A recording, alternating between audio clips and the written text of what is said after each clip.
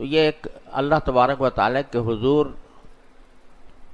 مغفرت مانگنے کا یہ طریقہ ہے کہ یہ کہا جائے کہ ہم نے اپنے جانوں پر ظلم کیا ہے، اور اگر آپ نے مغفرت نہ فرمائی اور رحم نہ فرمایا تو ہم بڑے خسارے میں ہوں گے۔ اور در حقیقت یہ پہلی دعا ہے جو کسی انسان نے مانگی۔ حضرت آدم علیہ السلام کو جب پیدا فرمایا گیا اور ان سے غلطی سرزد ہوئی کہ ایک درخت کے بارے میں فرمایا گیا تھا کہ اس کو مت کھانا، مگر انہوں نے شیطان کے بہکائے میں آ کر کھا لیا تو حدیث میں وہ قرآن کریم نے بتلایا ہے کہ جب وہ کھا لیا تو ان کی جو شرمگاہیں ہیں وہ کھل گئیں۔ کیسے کھل گئیں؟ اللہ تعالیٰ ہی بہتر جانتے ہیں، لیکن مفسرین نے فرمایا کہ در حقیقت ان کے اوپر جنت کا ایک نوری لباس تھا، جنت کا ایک نوری لباس تھا، وہ عام لباس سے مختلف تھا۔ جب غلطی ہوئی تو وہ نور جو جنت کا نور تھا وہ زائل ہو گیا، تو شرمگاہیں بھی ظاہر ہو گئیں۔ اب انسان کی فطرت میں اللہ تبارک و تعالیٰ نے یہ بات رکھی تھی کہ اس کا عریاں ہونا، یہ فطرت میں اللہ نے داخل فرمایا تھا کہ عریاں ہونا بڑی عیب کی بات ہے، پریشانی کی بات ہے، برائی کی بات ہے۔ تو اس لیے وہ پریشان ہوئے کہ یہ کیا ہو گیا، اور اس وقت تک آدم علیہ السلام کو، حضرت حوا کو یہ بھی پتہ نہیں تھا کہ غلطی سے کہ تدارک کا کیا طریقہ ہے۔ احساس تو ہو گیا۔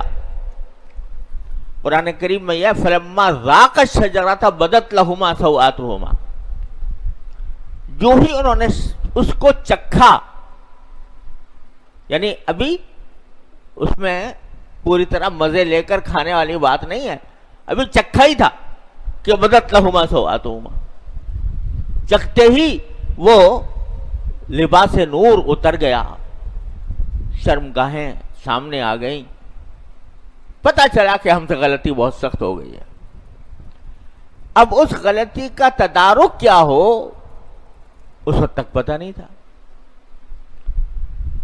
تو اللہ تبارک و تعالیٰ کی آواز آئی کہ الم انہاکما ان تلکما الشجرہ، کیا میں نے تمہیں منع نہیں کیا تھا کہ اس درخت کے پاس نہ جانا؟ اب شرمندگی ہے، ندامت ہے، اور طریقہ معلوم نہیں ہے کہ اس شرمندگی اور ندامت، اس غلطی کی تلافی کیسے ہو، اس کے تدارک کیسے ہو۔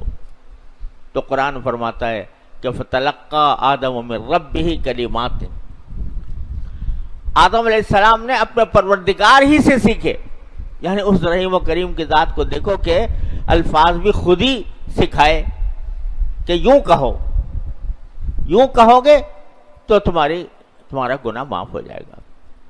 تو اللہ تعالیٰ کے سکھائے ہوئے الفاظ ہیں، اور پہلی بار یعنی انسان کی پہلی دعا یہ ہے ربنا ظلمنا انفسنا۔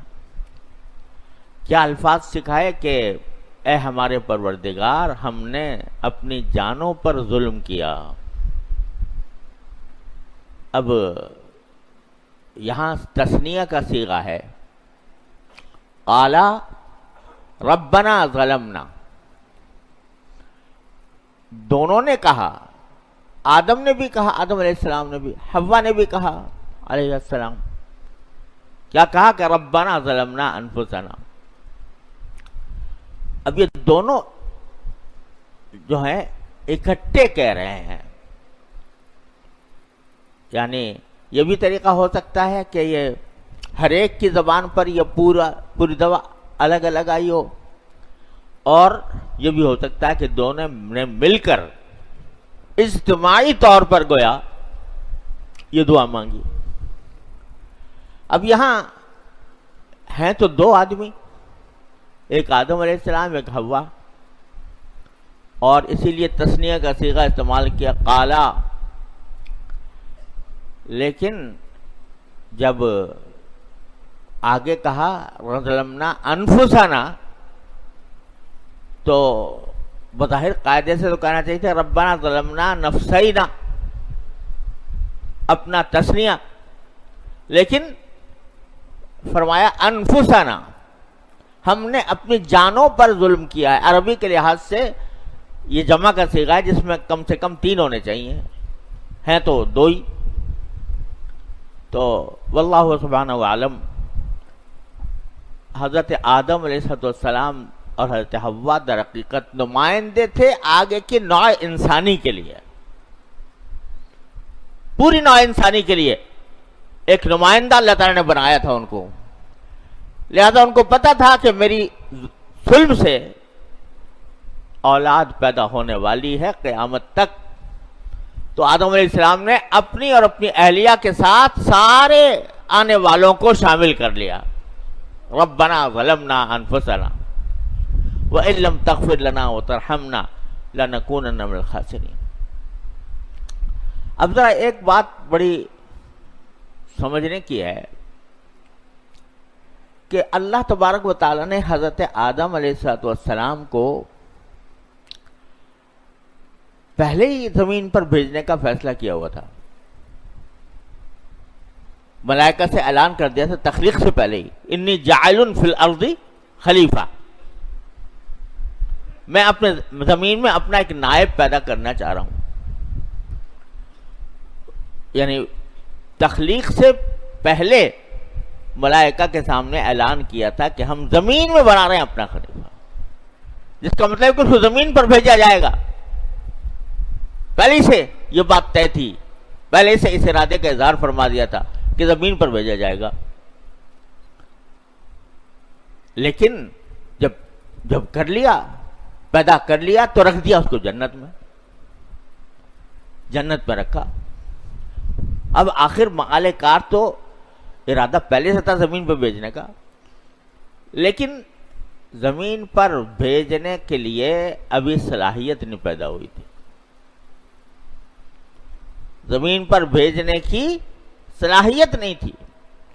کیوں نہیں تھی؟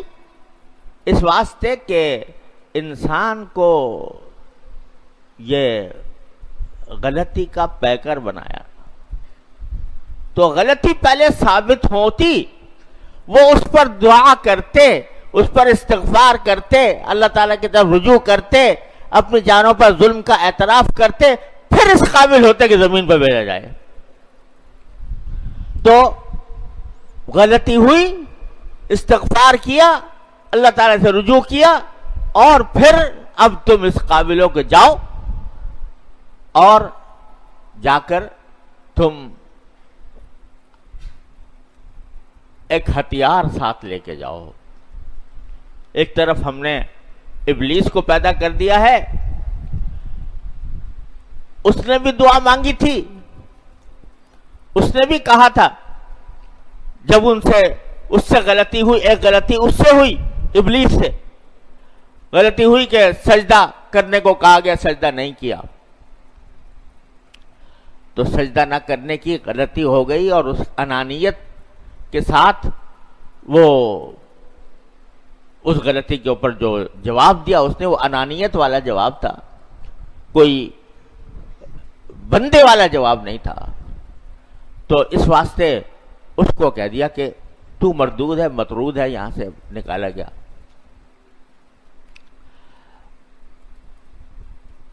شاید مولانا رومی رحمۃ اللہ علیہ نے حکایت لکھی ہے، اللہ عالم، لیکن ہے بڑی سبق آموز. لکھی ہے کہ حضرت موسیٰ علیہ السلام جب کوہ طور پر جا رہے تھے تو شیطان آ گیا، ابلیس آ کے کہنے لگا جی آپ اللہ کے دربار میں جا رہے ہیں، وہاں پر آپ کے اللہ تعالیٰ سے بات چیت ہوگی، اللہ تبارک و تعالیٰ، تو ایسا کریں کہ میری بھی کچھ سفارش کر دی۔ اس نے کہا بھائی تو پہلے کہہ چکا، تو کہنے لگا نہیں میں تو اب میری توبہ قبول کروا لیں، اور بہت عرصہ ہو گیا مجھے مردود مطرود ہوتے ہوئے، تو اب میری خواہش ہے کہ اللہ میاں مجھے معاف کر دیں۔ اچھا بھائی توبہ کر لیا تو بڑی اچھی بات ہے۔ تو حضرت موسیٰ علیہ السلام تشریف لے گئے کوہ طور پر، تو وہاں جا کے اللہ تعالیٰ سے کہا کہ اللہ وہ ایک آپ ہی کی مخلوق ہے اور وہ یوں کہہ رہا ہے توبہ کرنے کو تیار ہے، تو آپ اس کو معاف کر دیں۔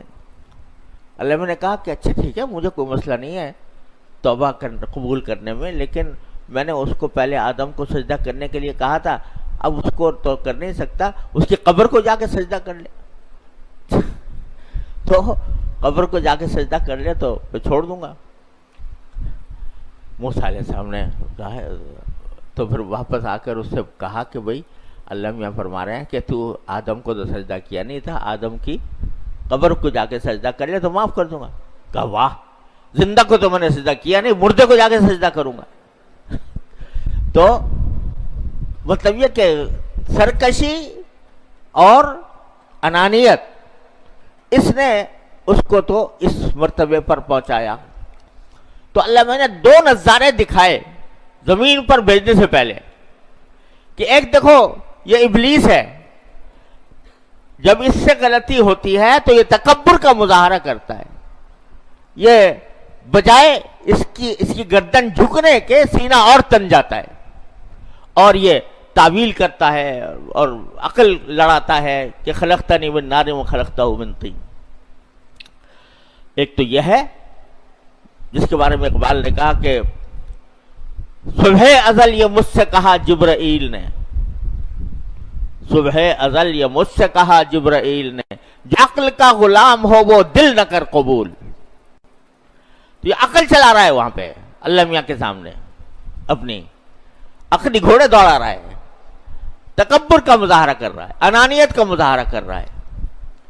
ایک تو وہ غلطی کرنے والا ہے، اور ایک غلطی کرنے والے آدم اور حوا ہیں کہ جو ہی غلطی کا احساس ہوا فوراً اللہ تبارک و تعالیٰ کی سکھائی ہوئی دعا مانگی، ربنا ظلمنا انفسنا وان لم تغفر لنا وترحمنا لنکونن من الخاسرین۔ وہ دعا مانگی تو دو غلطیوں کا نظارہ کرا دیا اللہ میاں نے۔ ایک غلطی کا رد عمل کرنے والا وہ ہے جو سینہ تان کر کہہ رہا ہے کہ نہیں کوئی غلطی نہیں ہے، یہ غلطی ماننے کو انکار کر دیا، یہ غلطی نہیں ہے، میں تمہیں عقلی دلیل سے سمجھاؤں گا کہ یہ غلطی نہیں ہے۔ اور عقلی دلیل بظاہر تو ٹھیک ٹھاک تھی کہ خلقتنی من نار و خلقتہ من طین، اس کو آگ سے پیدا کیا، مجھے مٹی سے پیدا کیا، آگ زیادہ افضل ہے مٹی سے، لہذا میں زیادہ افضل ہوں، میں کیوں سجدہ کروں اس کو؟ سمجھ گیا بھائی؟ یہ لبرلزم ہے، یہ لبرلزم کہ ہر بات جو ہے وہ میری عقل کے مطابق ہونی چاہیے۔ تو وہ عقل دوڑا رہا ہے اور انانیت کا مظاہرہ کر رہا ہے، چوری پر سینہ زوری کر رہا ہے اور عقلی دلائل پیش کرتا ہے، عقلی دلائل پیش کرتا ہے۔ بھئی بات تو ہم کہہ رہے ہیں جو لاجک کی بات ہے، سمجھا؟ لاجک ہے، لاجک یہی کہتی ہے کہ خلقتنی من نار و خلقتہ من طین۔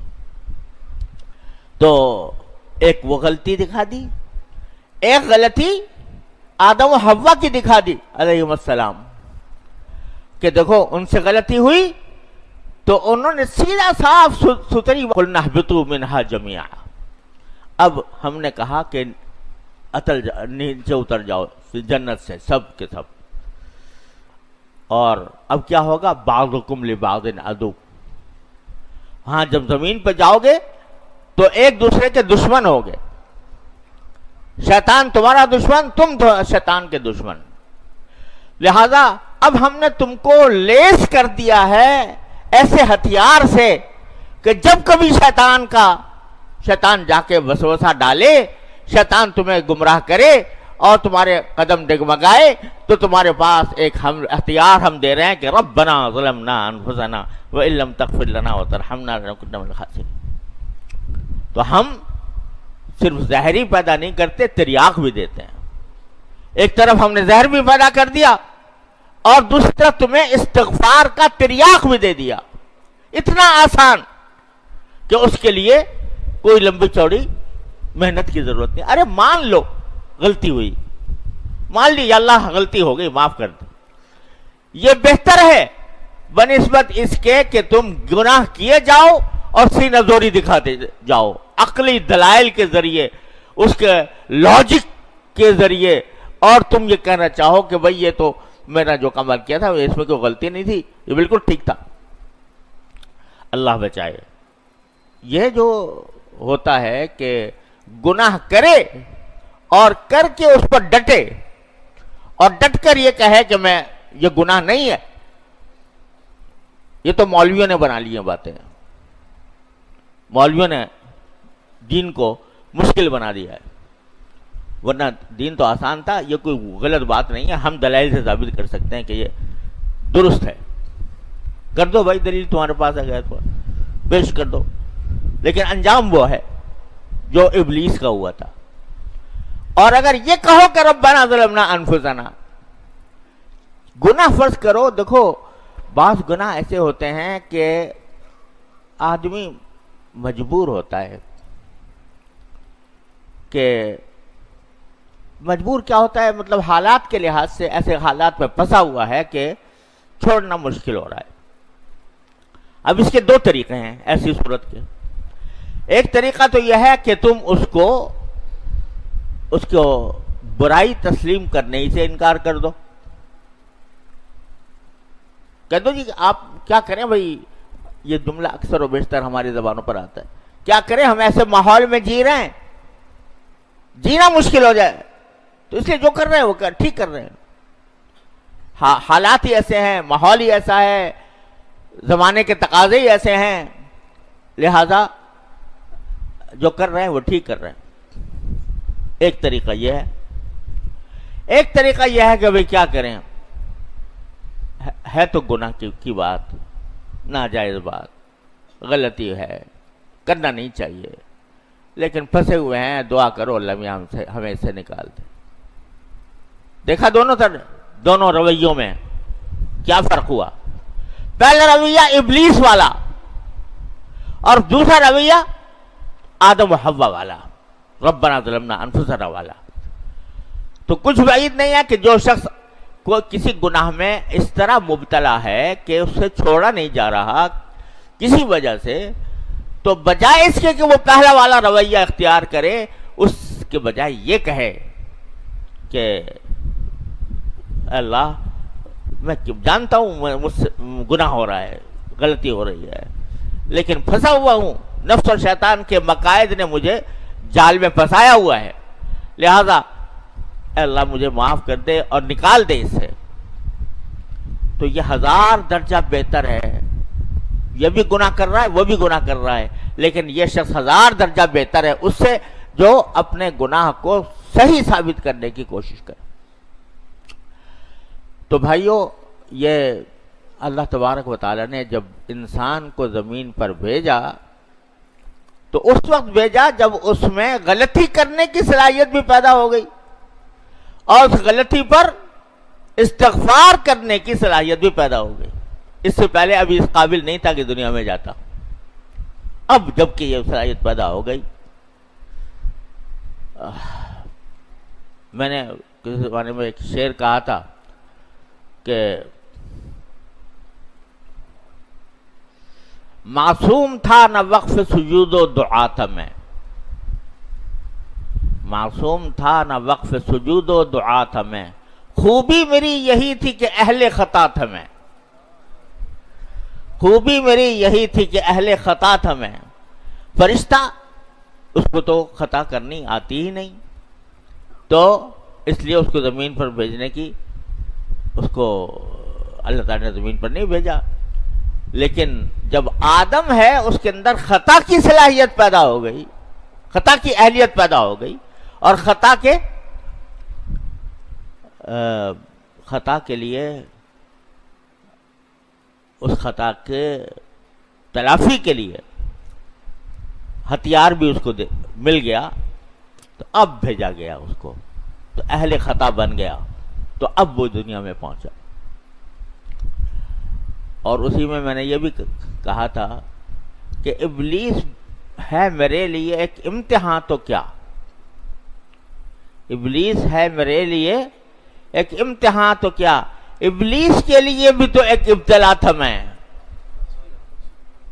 ابلیس کے لیے بھی تو ایک ابتلا تھا میں. اللہ میاں نے ابلیس کو بھی تو مجھ سے ہی آزمایا تھا کہ اس کو سجدہ کر، اور وہ اللہ میں نے اب اس کو میرے لیے ابتلا بنا دیا ہے کہ وہ بہکائے گا. لیکن بہکانے کا طریقہ سمجھا دیا تمہیں پہلے ہی سے. جب بہکائے، یہ زہر، یہ سانپ تمہیں ڈسے، تو اس فوراً یہ تریاق استعمال کر لو کہ ربنا ظلمنا انفسنا وان لم تغفر لنا وترحمنا لنکن من الخاسرین. یہ استغفار بڑی عظیم چیز ہے، عظیم چیز ہے. یہ اللہ تبارک و تعالیٰ کی خاص رحمت ہے جو بندوں کو عطا ہوئی. استغفار، اے اللہ معاف کر دے، یا اللہ معاف کر دے. یہ جملہ بڑا زبردست جملہ ہے. اس سے 70 سالہ گناہ ایک لمحے میں معاف ہو جاتے ہیں، ایک لمحے میں ختم. بس اس کے اوپر قلم پھیر دیا گیا، اب اس کا نام ہے اعمال میں بھی وجود نہیں. آدمی استغفار کر جائے تو بھائی یہ اللہ نے اتنا آسان بنا دیا، کتنا آسان بنا دیا کہ لوگ کہتے ہیں بھائی اللہ میں نے خامخواہ اس مخلوق پیدا کر دی، وہ ہر وقت ہمیں ستاتی ہے اور آ کے ہمیں بہکاتی ہے، غلط کاموں پر آمادہ کرتی ہے. ارے اس لیے پیدا کیا ہے تاکہ تم استغفار کو استعمال کرو. اللہ تعالیٰ اپنی غفاری کا مظاہرہ فرمائیں، اپنی غفاری کا، اپنی ستاری کا مظاہرہ فرمائیں تمہارے غلطیوں کے اوپر. تو غلطی تم سے ضرور ہوگی، لیکن اس کے ساتھ استغفار کو اپنے لیے لازم کر لو، لازم کر لو. کوئی بھی غلطی ہو فوراً کہو استغفر اللہ ربی من کل ذنب واتوب الیہ.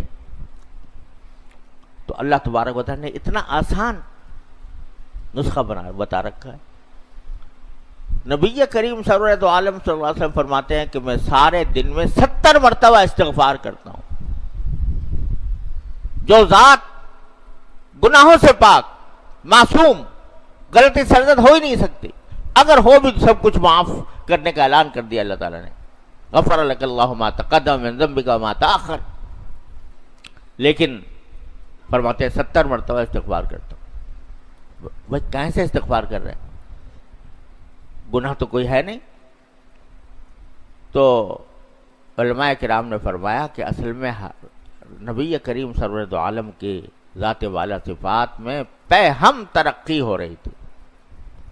ہر لمحے ترقی کے ایک زینے پر چڑھ گئے، اور آگے پہنچے تو اس سے ایک اور زینہ آگے اور زینہ. تو جب اگلے زینے پر پہنچتے تو پچھلا جو مقام تھا یا پچھلا جو درجہ تھا وہ بھی آپ کو ایک گناہ نظر آتا تھا. ایسا نظر آتا تھا کہ یہ میری غلطی تھی کہ میں اس مقام پر تھا، مجھے تو اور آگے بڑھنا چاہیے. تو اس پر استغفار فرماتے. اب بھلا بتاؤ، سجدے میں پڑے ہوئے ہیں اور یہ فرما رہے ہیں کہ ادعو کا دعاء الخائف الضریر ودعاء من خضعت لك رقبته ورغم لك انفه وذل لك جسمه. یہ کہہ کے استغفار، انا عبد المذنب الذلیل کہہ کر آپ دعا فرمائیں. العبد المذنب الذلیل، میں گناہ گار ذلیل بندہ ہوں. یہ فرما رہے ہیں اپنے بارے میں. اس مقام پر پہنچنے کے بعد جس پر ملائکہ بھی رش کریں، اور اس روئے زمین پر آسمان اور زمین کے درمیان ایسا شاہکار اللہ نے کوئی اور پیدا نہیں کیا. اور وہ اپنے آپ کو کہہ رہے ہیں العبد المذنب الذلیل، میں گناہگار ذلیل بندہ. تصور تو کرو، یہی جو عبدیت تھی، اس عبدیت نے اس مقام تک پہنچایا. عبدیت کا کمال یہ تھا کہ اپنے آپ کو یوں کہیں العبد المذنب الذلیل. اس عبدیت کے کمال کی وجہ سے اللہ تبارک و تعالی نے معراج تک پہنچا دیا.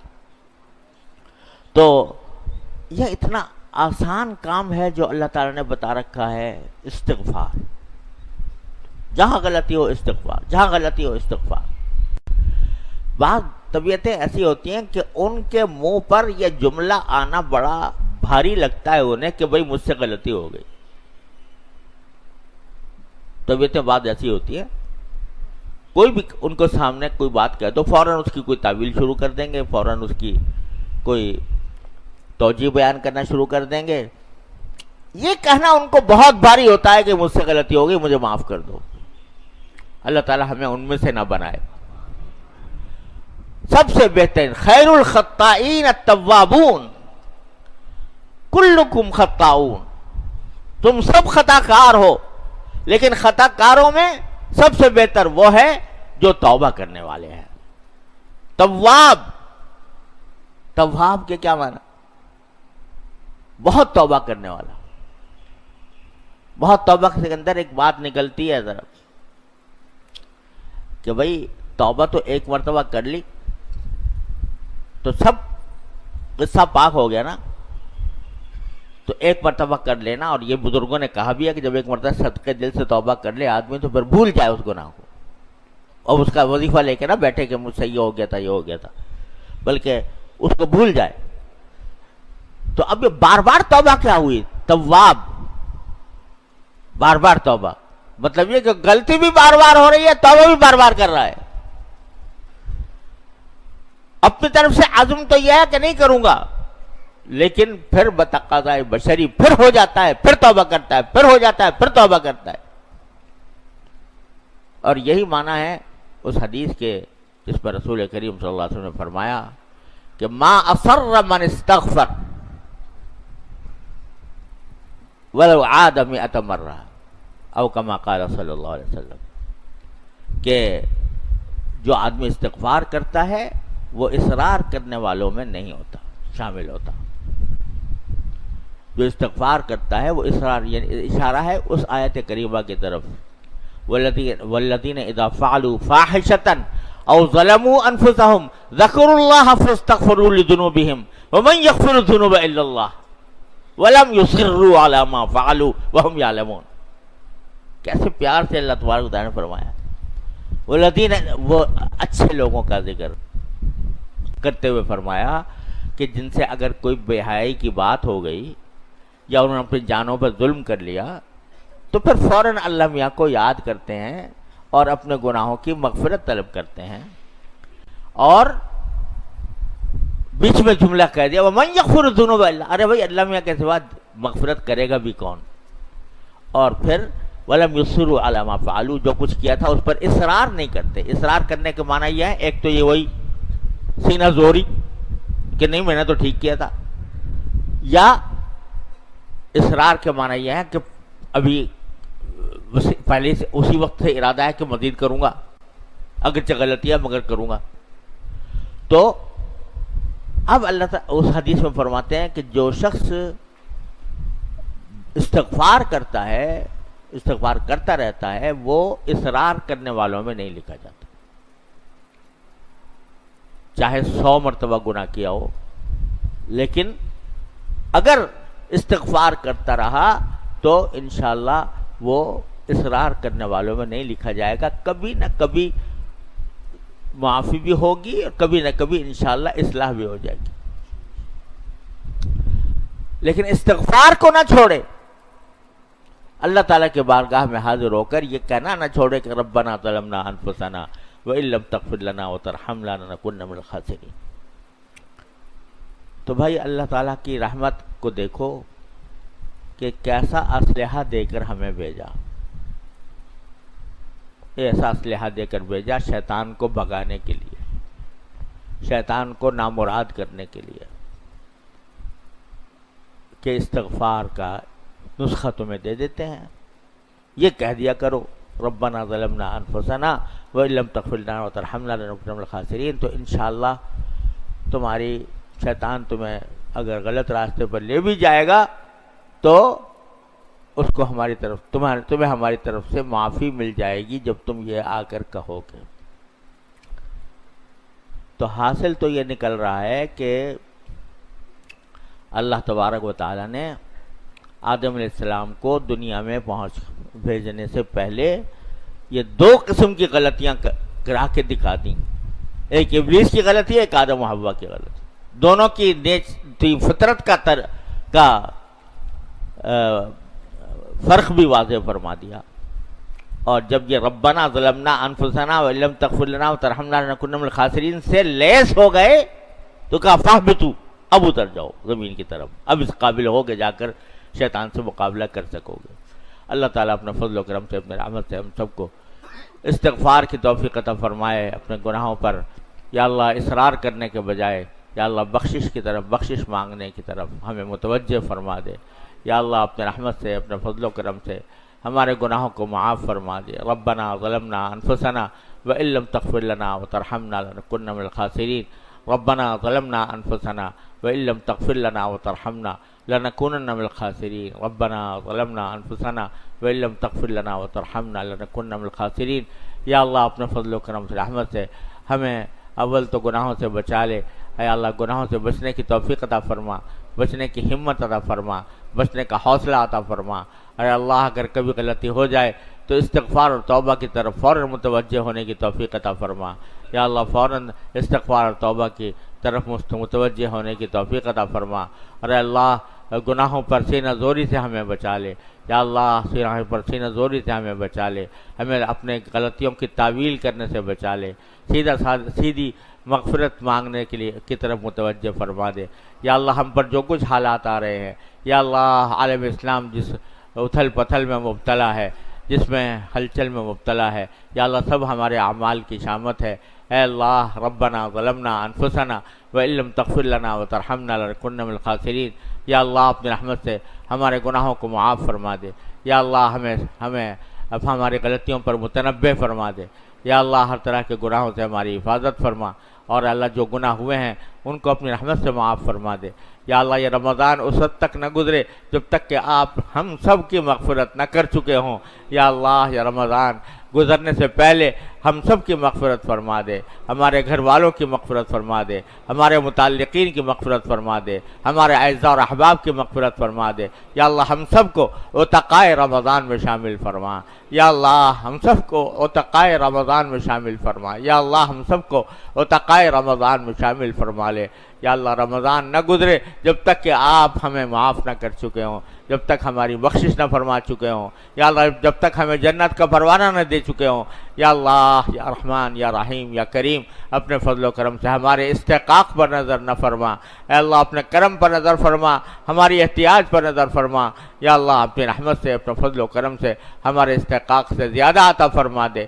یا اللہ جتنے رمضان کے اندر آپ نے انوار و برکات رکھے ہیں اپنی رحمت سے وہ سب ہمیں عطا فرما، اور کسی سے بھی محروم نہ فرما۔